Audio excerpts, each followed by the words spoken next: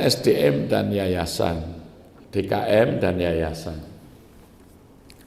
Secara historis sebetulnya yayasan itu kan dibentuk oleh DKM awalnya. Orang mau mendirikan masjid buat panitia. Setelah masjid jadi, perlu ada institusi legal yang bisa memiliki aset. Sementara masjid bukan badan hukum yang bisa memiliki aset.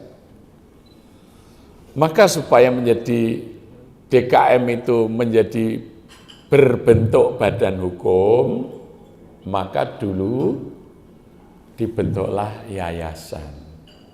Ya yayasan itu sebetulnya DKM itu sebetulnya.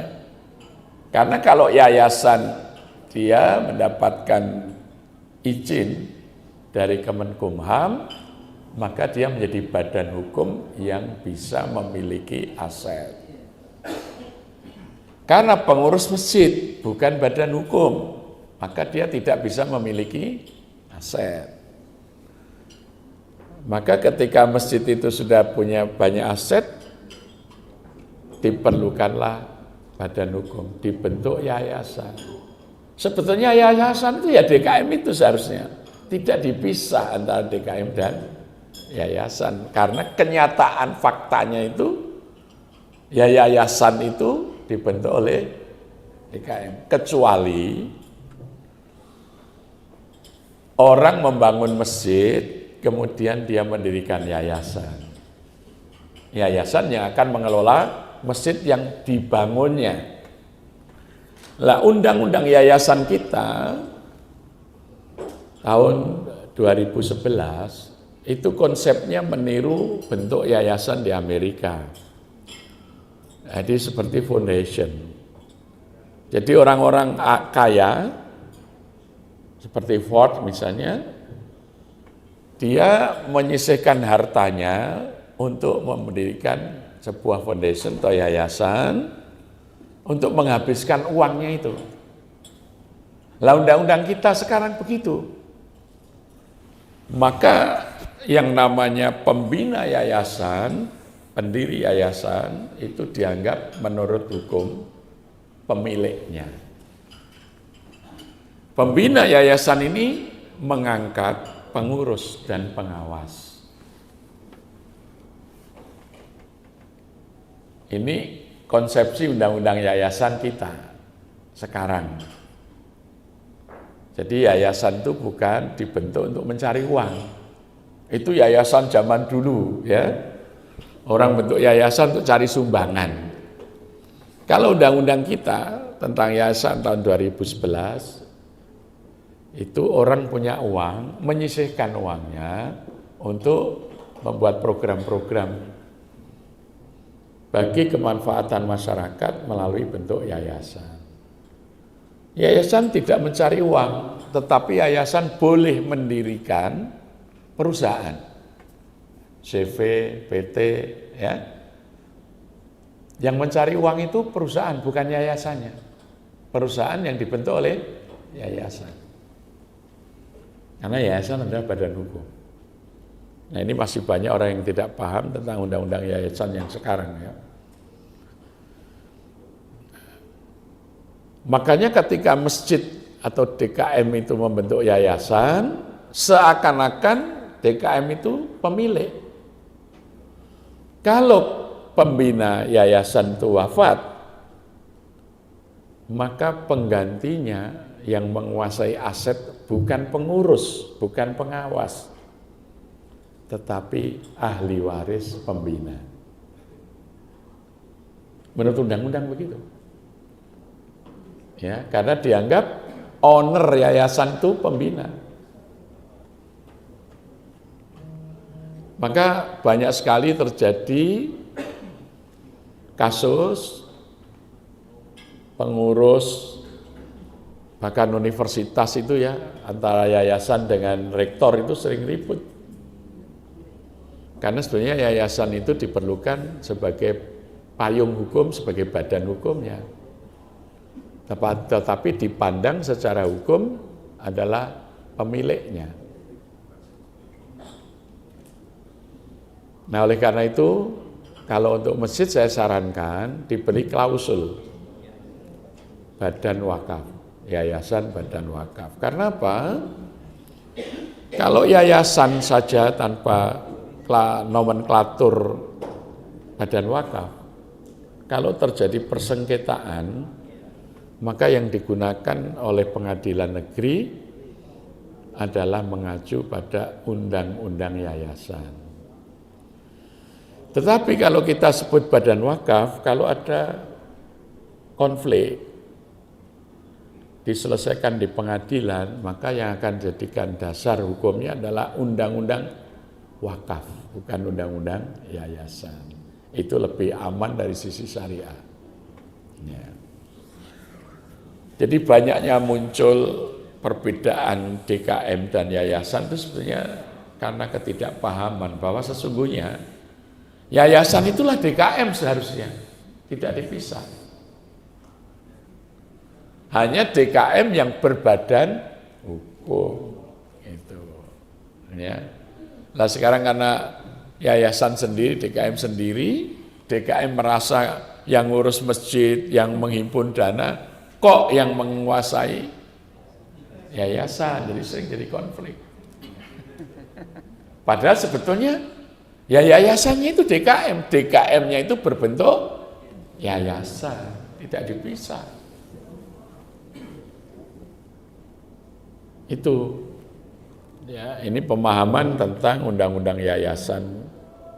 Perubahan undang-undang yayasan itu mendasar sekali, terutama tahun 2011. Maka banyak sekali. Sekarang ini mendirikan yayasan itu wajib setor. Ya. 50 juta minimal. Dan itu bukan cuma bank garansi, benar-benar kas yayasan itu harus diisi 50 juta. Kalau dulu kan enggak. Ya. Kalau sekarang harus. Karena beda konsep yayasan hari ini dan yang lalu. Ya. Maka sebaiknya kalau DKM mau mengamankan aset dengan bentuk yayasan, sebutnya secara langsung yayasan DKM apa gitu ya. Yayasan Badan Wakaf DKM Masjid Al-Aqsa. Sehingga itu satu antara DKM dan yayasan, tidak terpisah. Cuma nanti dibagi ada pengurus, ada pengawas, ada pembina. Kemudian ditutup klausul terakhir bahwa, nah ini bisa dibuat namanya pernyataan yang sebenarnya di notaris itu ada, bahwa sebenarnya para pendiri dan pembina yayasan bukan pemilik aset, tapi aset adalah milik umat. Ya.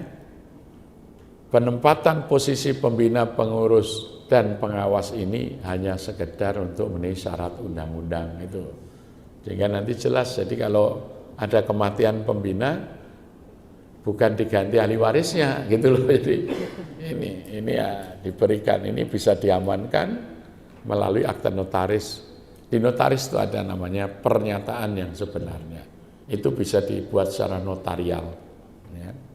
Itu untuk menghindari konflik-konflik ke depan. Ketika merintis tuh belum ada apa-apanya nggak masalah. Ketika asetnya sudah banyak bisa jadi masalah. Ya, gitu.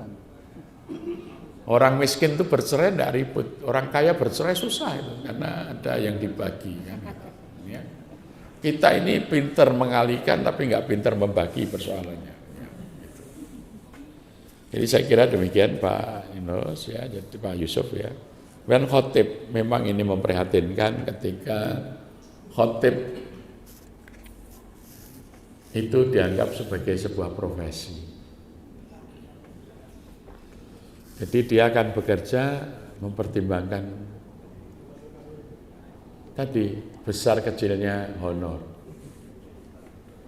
Maka dulu saya membuat namanya Bank Dai. Jadi masjid-masjid itu kalau mencari dai, khotib ke lembaga yang kita bentuk namanya Bank Dai ini, bank, ya, bank, BANK, bank. Kita punya data dari para mubalik, para khotib, kita buat klasifikasi. Dai A, ini mereka sarjana, pasca sarjana, kemudian pemahaman agama luas, atau yang bukan sarjana, tapi punya popularitas dan pemahaman tinggi, kelas B, kelas C, pemula gitu ya. Masjid yang memerlukan khotib menghubungi kita, nanti kita tugaskan ini. Mereka tidak membayar ke khotibnya, membayarnya ke bank dai. Bank dai ini nanti yang memberikan honornya kepada para khotib dan mubalik. Sehingga tidak langsung ketika orang selesai ceramah dikasih amplop. Ya. Tetapi mereka akan mendapat uang sesuai dengan jadwal di kelas mana ya. Jadi misalnya ini pengajian kalau di Jogja itu untuk kalangan pejabat, kalangan pengusaha itu yang menentukan tarifnya itu bank dai tadi, bukan ustadznya. Ya. Mereka milih siapa yang diminta ceramah, kosong enggak kita atur. Ya. Kemudian ada kas yang kita sediakan untuk mencapai dai-dai yang pemula. Ya. Supaya dai-dai yang pemula ini meningkat kemampuannya untuk apa? Biaya diklat, biaya buku referensinya. Sehingga dari kelompok dai C ini bisa meningkat ke B, bisa meningkat ke A gitu. Ya. Saya kira ideal kalau misalnya Dewan Masjid itu yang mengatur jadwal. Masjid-masjid itu untuk honornya diserahkan ke Dewan Masjid. Dewan Masjid lah yang mengatur honor kepada para khotib. Jadi khotib itu tidak memilih-milih mau khotbah di mana. Ya. Yang kedua, materinya dibuat standar, maka nanti bisa dibuat buku khotbah. Kalau Dewan Masjid Yogyakarta sudah membuat seperti itu, termasuk untuk dai-dai di desa, itu sudah dibuatkan. Ya, khotbah berbahasa Jawa, ya tema-temanya itu. Jadi mereka diberi gratis oleh Dewan Masjid, dicetak, ya ada sponsornya. Kemudian bisa kerjasama dengan institusi yang punya program, misalnya dengan KPK, tema tentang korupsi, misalnya dengan Komite Perlindungan Anak, khotbah tentang perlindungan anak, ya kerjasama dengan OJK tentang ya hati-hati berkait dengan investasi bodong dan ini ya, tema-temanya itu bisa dibuat. Ya memang umat ini mestinya ada institusi yang mengatur. Kalau kita ini selama ini kan sendiri-sendiri ya. Nah ini mesti kita rintis.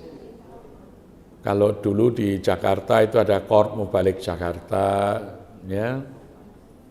Kemarin kami juga baru menyelesaikan sekolah dai. Bekerja sama dengan Dompet Duafa ada 120, kita didik namanya sekolah dai.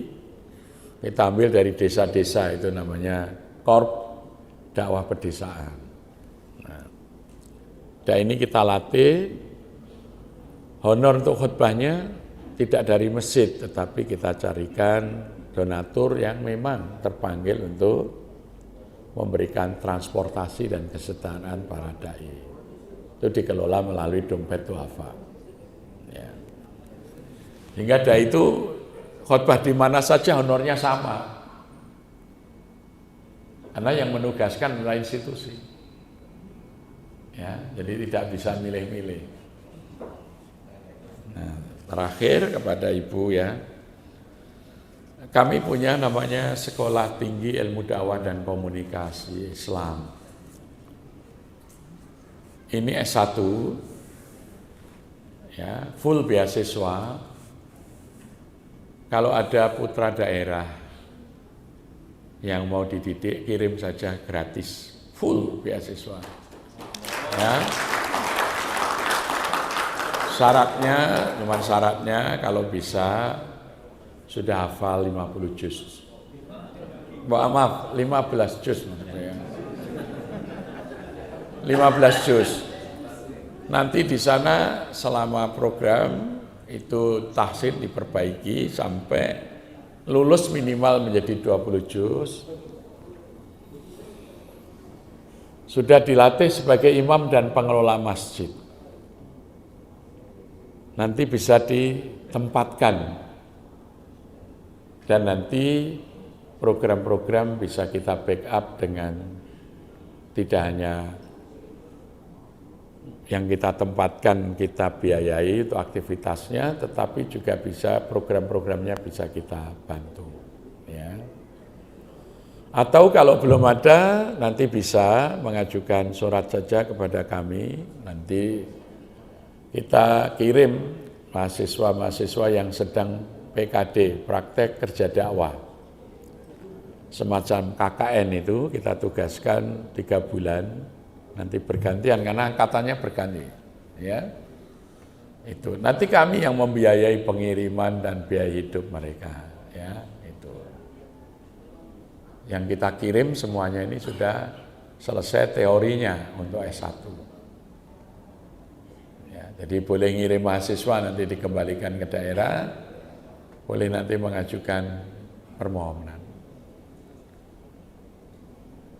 Tahun ini kita sudah mengirim ke beberapa negara, Jepang, Korea, Eropa dari lulusan S1 ini, karena sekarang permintaan dari luar negeri banyak untuk imam dan pengelola masjid. Jadi ini program S1 yang sudah berjalan. Mereka sudah kita latih bagaimana mengelola kegiatan dakwah di daerah. Jadi kalau misalnya kegiatan apa yang perlu, mereka bisa kemudian membuat konsep pengembangan masyarakat di situ. Nanti kita bisa bantu aksesnya untuk ke sumber-sumber dana yang relevan dengan program yang dikerjakan. Ya. Silakan catat nomor kami, ya sudah panitia ada, silakan nanti hubungi. Nanti silakan kita akan sampaikan jika memang itu diperlukan. Sebenarnya di samping Masjid Ar-Rahmah ini ada juga Sekolah Tinggi Ilmu Dakwah Dewan Dakwah yang ada di Bekasi. Itu juga mengirim dai-dai ke daerah-daerah. Ya. Jadi silakan sampaikan aja permohonan untuk misalnya dikirim dai, pembina, nanti kita usahakan. Ya. Demikian saya kira cukup ya. Terima kasih. Assalamualaikum warahmatullahi wabarakatuh.